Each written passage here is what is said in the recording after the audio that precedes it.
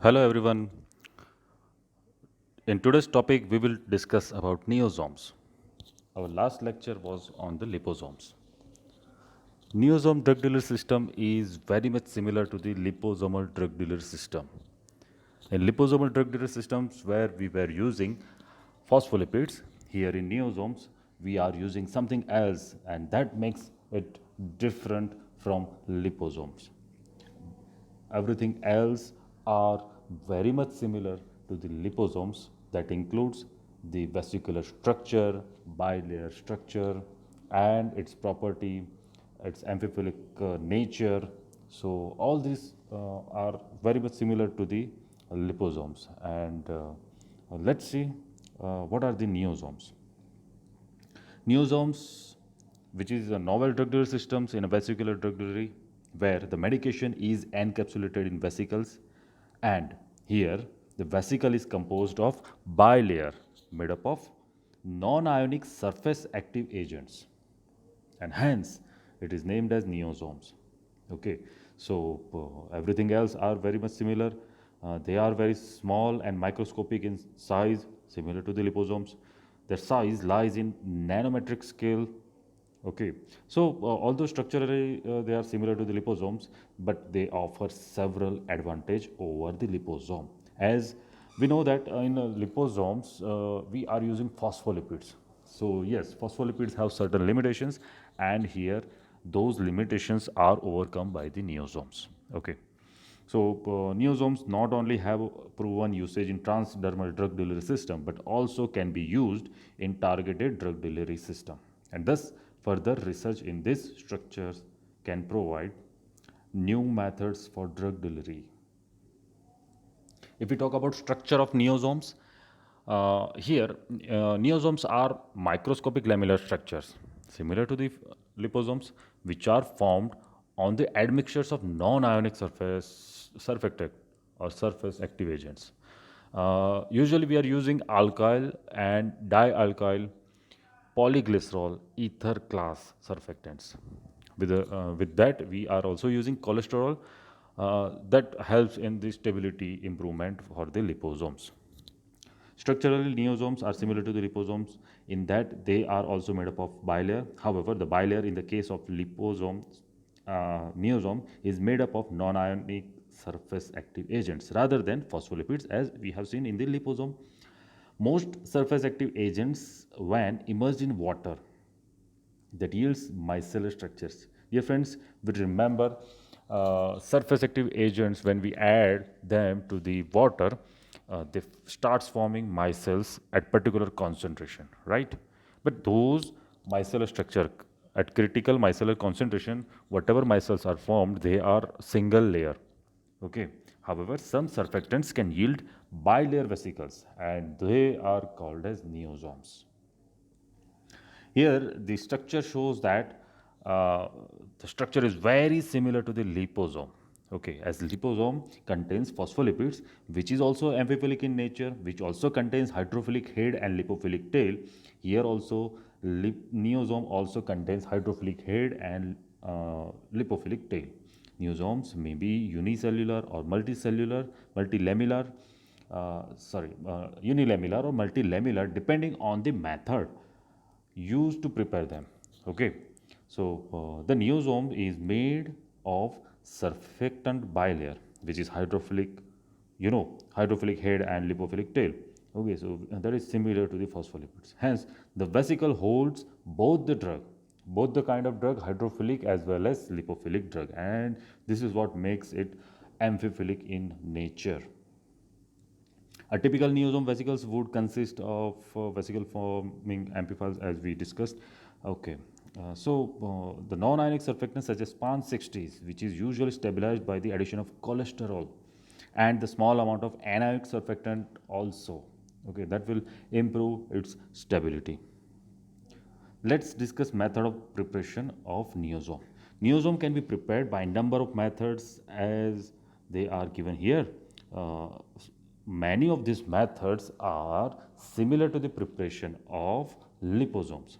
So let's see all these methods. Number one is ether injection method. In this method, a solution of surfactant is made by dissolving in diethyl ether. Okay, so here surfactant is there and it is dissolved in organic solvent. In liposome, we were using phospholipids and it was dissolved in organic solvent. Here, surfactants are dissolved in diethyl ether. The solution is then introduced using injection. Okay, and usually 14 gauge needle we are using in that injection, and that is injected into the warm water or aqueous media usually containing drug. So we know that if the drug is hydrophilic, we are adding those drugs into the aqueous media, and if those drugs are lipophilic in nature, we will add them to the organic solvent, and then we will whatever the process will go on, we will go with that. Okay, here after addition of drug in aqueous media and after injection, we maintain its temperature at 60 degrees centigrade. Very next step is vaporization of our organic solvent. So that will lead to the formation of single layer vesicles. The particle size of the neosome formed depend on the condition used here. And usually we achieved 50 to 1000 micrometers vesicles in this ether injection method. The next method is handshaking method, very well known method, which is also known as film hydration technique. This method is also similar method or same method was there in the preparation of liposome. In this method, the mixture of vesicles formed using agents such as surfactant and cholesterol are dissolved in volatile organic solvent. Again, those agents, those solvents can be diethyl ether or chloroform. Okay, these are the good solvents. The mixture is prepared in round bottom flask as we are using rotary evaporator or rota vapor usually we say. So by that instrument we usually perform this experiment. The organic solvent is then removed in that round bottom flask at room temperature using rotary evaporator where we use negative pressure or vacuum pressure, so that drying of film will be very easy. The dried surfactant film can then be hydrated with the aqueous phase with a gentle agitation to yield multilamellar neosomes. Again, we know that if the drugs are hydrophilic in nature, we have to add them into aqueous layer. If drug is lipophilic in nature, we will add them in the round bottom flask when we add organic solvent very first time. Okay. The multilamellar vesicles prepared here, then we process them to prepare unilamellar vesicles by different ways. Various ways are there. Sonication we can use microfluidization, we can use extrusion. Okay, by those methods we can prepare unilamellar vesicles. Okay. Next method is sonication. Very basic method is that a typical method for the production of vesicle is by the sonication of the solution. What we are doing here in this method, an aliquot of drug solution in the buffer is added to surfactant or cholesterol mixture in only 10 ml glass vials.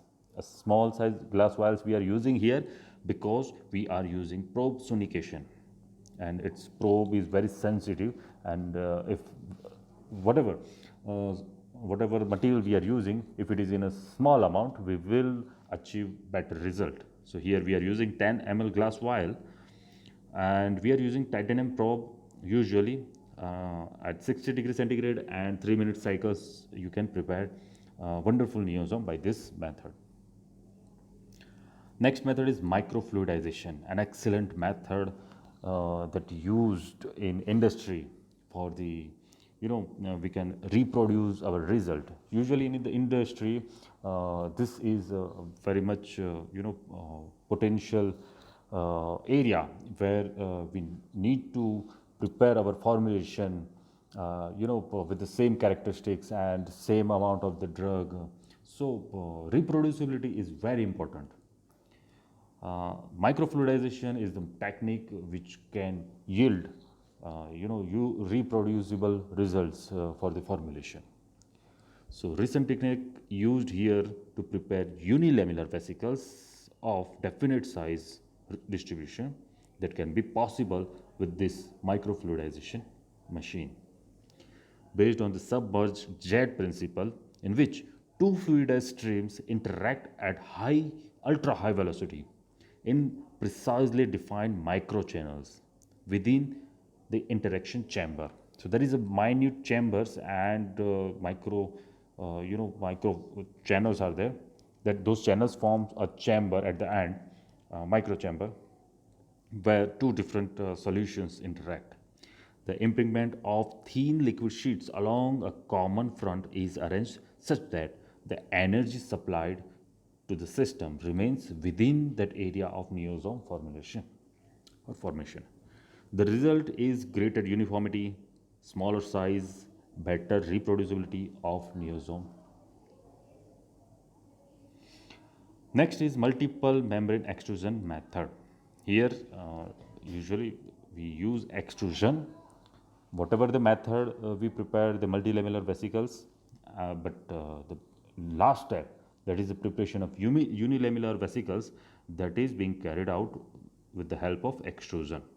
So usual method, usual ingredients, surfactants, cholesterol, diacetyl phosphate in chloroform is made by the thin film evaporation or any sonication method, and then after hydration, whenever we achieve a suspension, those suspension is extruded through the polycarbonate membranes, which are placed in a series of up to 8 passages. So result will be a very good formation of neosome of particular size.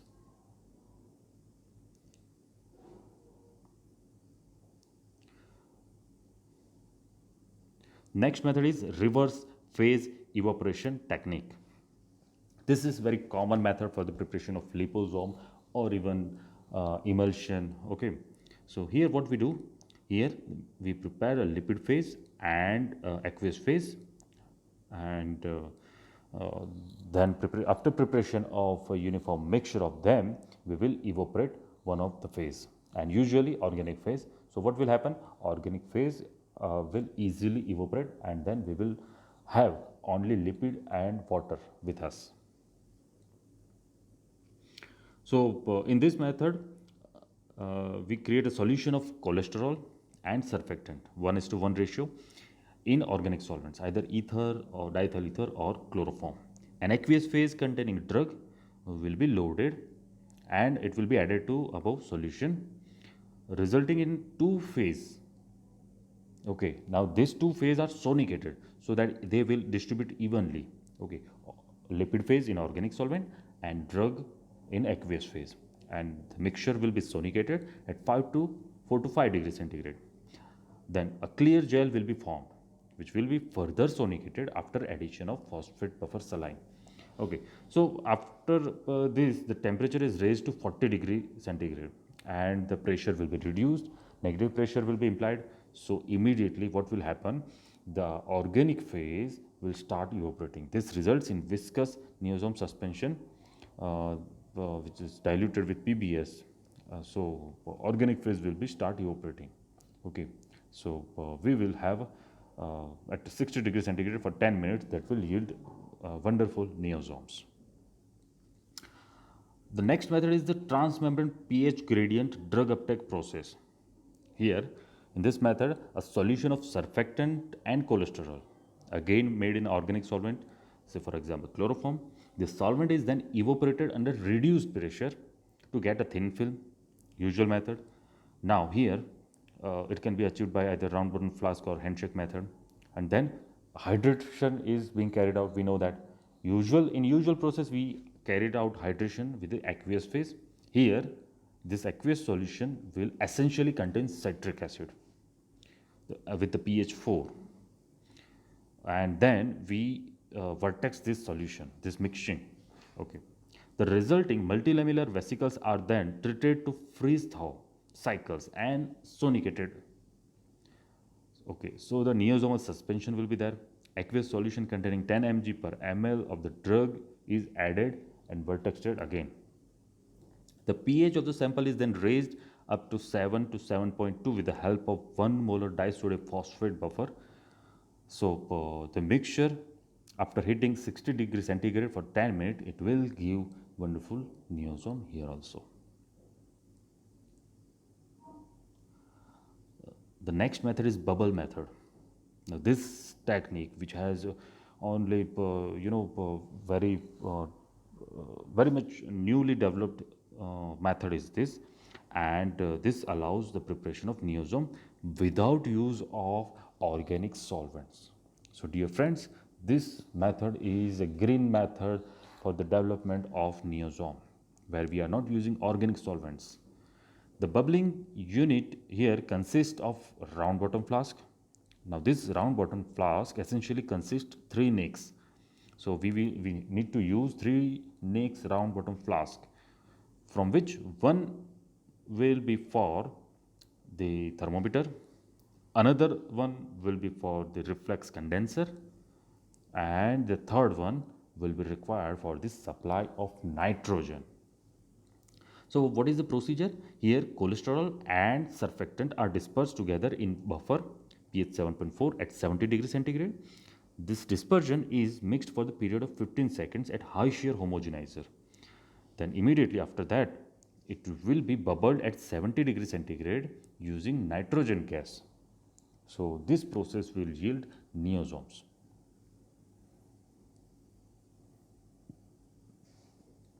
The formation of proneosomes and then neosomes from proneosomes.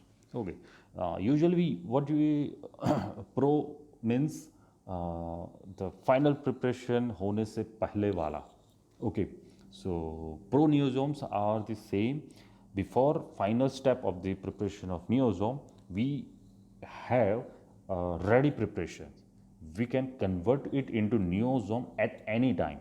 Okay, so both are the product, but proneosomes are not exactly neosomes, but it is ready product to prepare neosome anywhere at any time. Okay, we can prepare neosome at any time using that proneosomes. Okay, so let's see how we are preparing those proneosomes. To create proneosomes, a water soluble carrier such as sorbitol is first coated with the surfactant. Okay, now sorbitol acts as a wonderful adsorbent. Okay, so the coating is done by the preparing the solution of surfactant with cholesterol in volatile organic solvent, and then it is sprayed onto the powder of sorbitol. So what will happen? There will be a layer of this organic solvent with the cholesterol on the molecule or on the one particle, small particle of sorbitol. Okay, and we know that sorbitol is a very good adsorbent material. The complete material will be absorb and adsorb. Organic solvent will be absorbed, and the other cholesterol and surfactant will be adsorbed on the surface of sorbitol particle. The resulting coating is dry formulation in which the water soluble particle is coated with the thin film of the dry surfactant.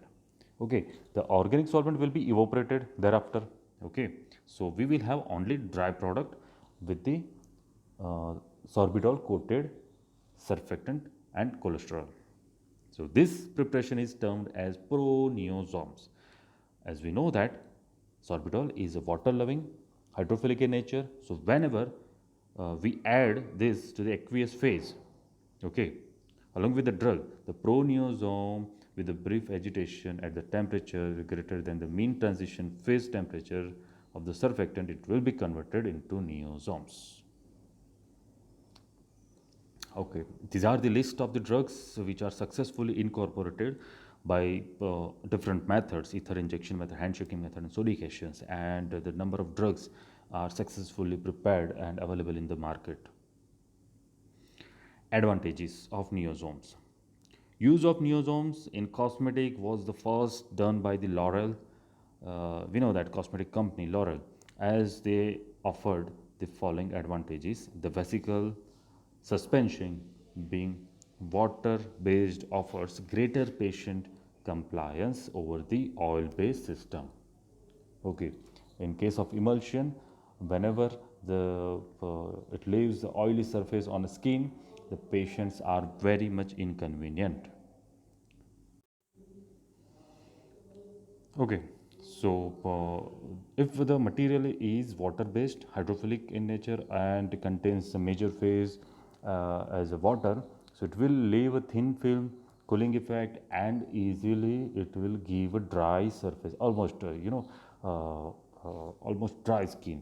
Okay, not the rubby skin or just a minute. Okay, so if the material our preparation is water based, then patient will have good feeling on their skin. Okay, so since the structure of the neosome offers a place to accommodate hydrophilic, lipophilic, as well as amphiphilic drug moieties, they can be used for variety of drugs. The characteristics such as small lamellarity, etc., of the vesicles can be varied depending on our requirement. The vesicles can act as a depot to release the drug slowly to offer controlled release also. These neosomes are osmotically active and stable, increase stability of entrapped drug compared to the liposomes.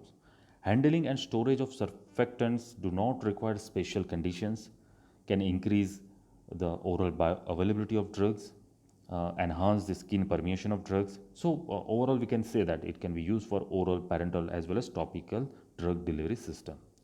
Surfactants are biodegradable, biocompatible, and non immunogenic.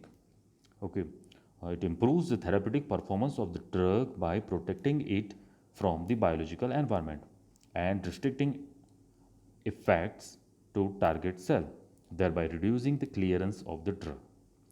The neosomal dispersion in an aqueous phase can be emulsified in non-aqueous phase to control the release rate of the drug and administer normal vesicles in external aqueous phase, external non-aqueous phase. Okay, if we compare our neosome to the previously prepared liposomes, neosomes are different from liposome only in that they offer certain advantages with the replacement of phospholipids. Liposomes face problems such as they are expensive, its ingredient, that is phospholipids, are chemically unstable because of their handling, and purity of the nature of the phospholipid is variable. Okay, and this is observed usually in natural phospholipids. Wherever the material obtained from the natural source will vary, the phospholipid obtained from that sources will also vary. So at the end, our product will also get different results. However, the neosomes are similar to the liposomes in a functionality. Neosomes can increase the bioavailability of drug and reduce the clearance like liposomes. Neosomes do not have these are the problems which phospholipids imparts in liposomes. Also, since the neosomes are made up of uncharged single chain surfactant molecules as compared to the liposomes, which are made from the natural and charged double chain phospholipids, the structure of neosome is different from that of liposomes. That is the only difference. If we say about the characterization of neosomes, these are already discussed in our last session, liposomes. So they are very much similar, almost similar, I can say that. Okay, so we are not discussing it again. If we talk about application of neosomes, wonderful applications are there. It has been achieved. The first application is drug targeting. Okay, one of the most useful aspects of neosome is their ability to target drugs. Neosomes can be used to target drugs to the reticuloendothelial system. This is very well-known application of these neosomes. So that is the targeting of drug to the RES. Okay, uptake of neosome is controlled by the circulating serum factors called opsonins. These opsonins marks the neosome for clearance. Okay, such localization of drug is utilized to treat tumors in animals known to the metastasize to the liver and spleen. This localization of drug can also be used for the targeting parasites infection of the liver. Okay. Neosomes not only target to this RES, but a carrier system also, target with the help of antibiotics, and it target them to the specific organs. So many cells also possess this intrinsic ability to recognize and bind to the specific carbohydrate determinants, and this can be exploited by the neosome to the direct carrier system to particular cells. Anti-neoplastic treatments are also been possible with these neosomes. Okay, most of the anti-neoplastic drugs cause several side effects, and neosomes can alter metabolize, metabolism, prolong circulation, and half-life of the drug, and thus decreasing the side effect of the drugs. Doxorubicin and methotrexate are the wonderful example of this. Leishmaniasis. Now, this is a disease. Okay, Leishmaniasis is a disease in which the parasite of genus Leishmanian intervade, invades the cell of the liver and spleen. Okay, so commonly prescribed drug for this treatment are derivative of antimonies. Okay, antimonials also usually we say antimonials. So these are the higher concentration can cause liver, cardiac, and kidney damage. So use of neosome in the test conducted showed that it is possible to administer higher level of these drugs, antimonial drugs, without the triggering side effects, and thus allowed greater efficacy in the treatment. So this kind of wonderful results are also achieved by the help of neosome. Delivery of peptide is always a big concern in biotechnology and pharma industries, and this has been possible by the neosomes because the bypassing by the enzyme is avoided because there is no phospholipid here. Okay. Used in studying immune response, neosomes are also used as a carrier for the hemoglobin, and transdermal drug delivery system in that neosome are also successfully been applied. Okay.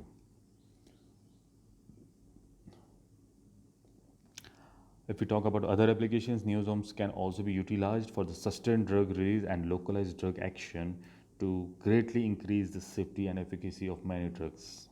Toxic drugs which are need higher doses can possibly be delivered safely using this neosomal encapsulation. Several marketed products are there, but the first are the Laurel. Recently, Lancome has come out with a variety of anti-aging products which are based on neosomal formulations. If we talk about Laurel products, is also many skin preparations are there, and anti-aging cosmetic products are also there. Okay, so thank you. We will see you with the next novel drug delivery system.